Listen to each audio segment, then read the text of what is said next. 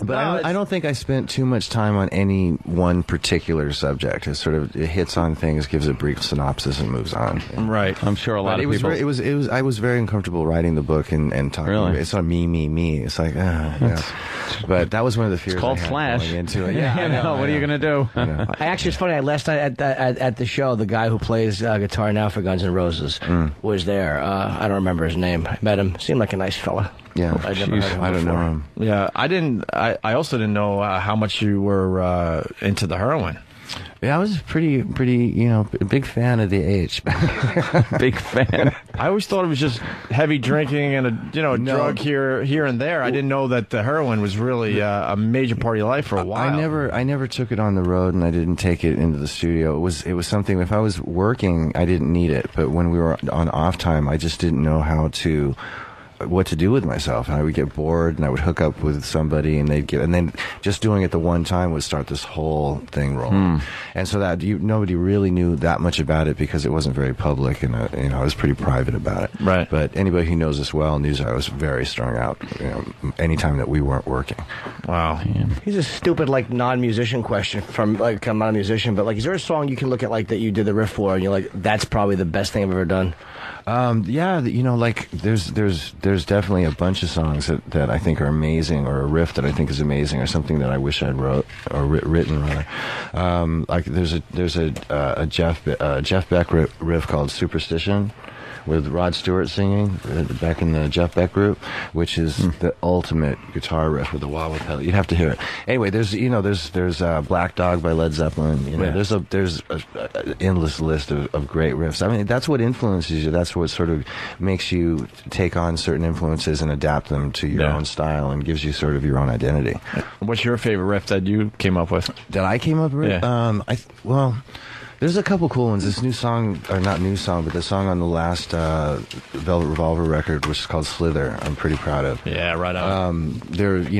Paradise City, I thought was really cool. As much as I didn't think it at the time, Sweet Child of Mine is cool. Right. Yeah. Welcome to the Jungle. How good is it to be in Velvet Revolver? It's great. It's great to be having a real band together that's out there doing it for the duration after everything that I've gone through, and not really knowing where it was all going, going into the future. Yeah, it must have driven you crazy just to have this super successful band and just not having any idea if it's just going to blow up the next day. Or... Well, that didn't drive me crazy so much. It was, I'm a real survivor, so I would put up with a lot of very tenacious. So I didn't see it actually ending suddenly until all of a sudden I just walked. Yeah. And then from that point on, I felt really relieved, and I just started going out and jamming, and I wasn't very focused as to what was going to be my next career move for a few years. Did you have any clue what Axl's problem was as far as he afraid doing the shows? Because it became a joke when anyone would go to a Guns N' Roses concert with how long did you have to wait? I know that really bothered me. But the thing is everybody sort of more or less asks the same questions, and your guess is as good as mine. I have maybe my own opinions inside about what caused him to do that and this and that and the other, but it's not something that I like to sort of go out and publicly analyze. And I didn't do that in the book either. I'll tell you that, but he spends about 30 or 40 pages. I can't wait to get to that section where he explains why his life's so much better without Axl and that. With all due respect to Guns N' Roses and Axl, I mean, it was probably one of the better rock and roll bands of all time. Yeah. And I'm very proud of it, and it's it would have been nice to see it be able to go on forever, but then it was such a dynamic, explosive, and volatile band that it almost seems fitting that it had sort of a volatile end. Sure.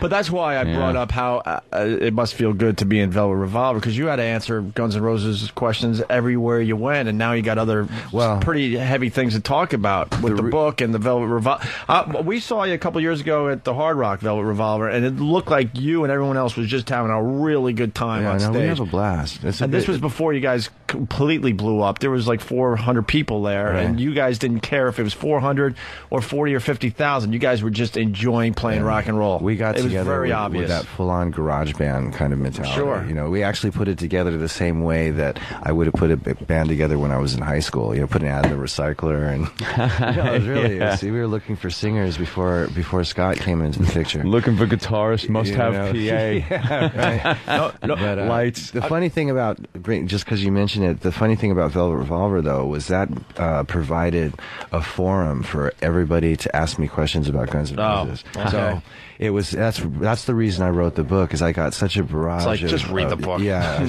Bravo. Yeah, normally I'm not the type to write a book, you know, but it really needed to alleviate some of the pressure of having to deal with all this misrepresentation that's out there through the media. Yeah, I'm trying not to go back to the book too much because I want people to pick it up for themselves and read it. But we mentioned the heroin thing, and I was amazed that like Guns N' Roses starting to blow up, and you didn't have guitars to play because you were like.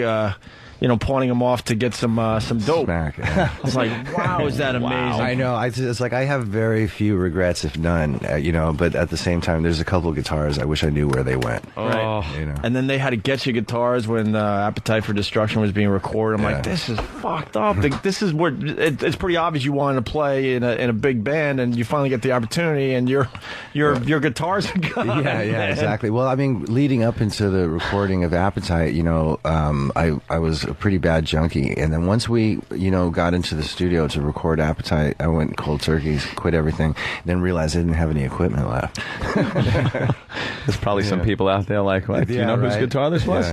One of the guitars I had that was great was a Les Paul, like a sort of I'm not sure what year it was, but it was a flame top Les Paul, and it used to be Steve Hunter's. Steve Hunter played with Alice Cooper, and he's the guy that he played a lot of solos that you guys would be familiar with. Anyway, and it was his guitar, and it was really cool. It was a little bit beat up, and it had a great history to it, and I wonder how he lost it. Yeah, right?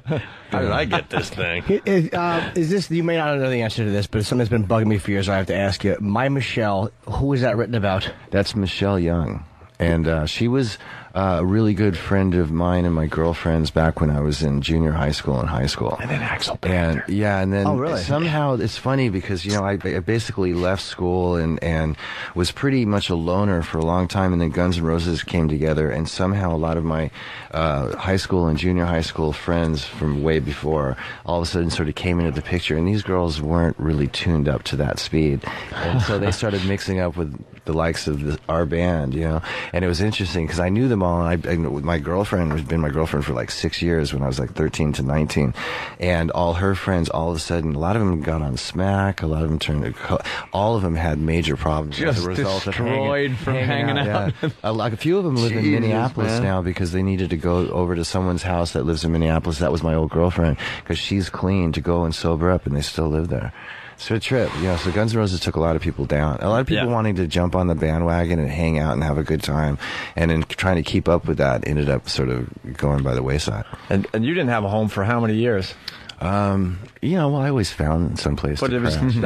I didn't live anywhere until I got an apartment after the first Guns N' Roses tour was over in 1989. Right, but before that, you were going from your mom's house, your dad's house, grandma's house, girlfriend's house, strip clubs, recording studios. Yeah, recording studios. Where strippers live. There's a whole apartment complex in L.A. where the strippers live. That was a great place. You would have liked it. There was a lot of spirit in that building. There's a place like that I hang out here, but they're all fat chicks. Well, that's hey, fat chicks do it all. They try harder. It's true. Sorry. So the fat chicks? Huh? What? Sorry to the fat chicks? Yeah, why are you saying sorry to the fat chicks? Because probably he never had to bang one. Are you kidding?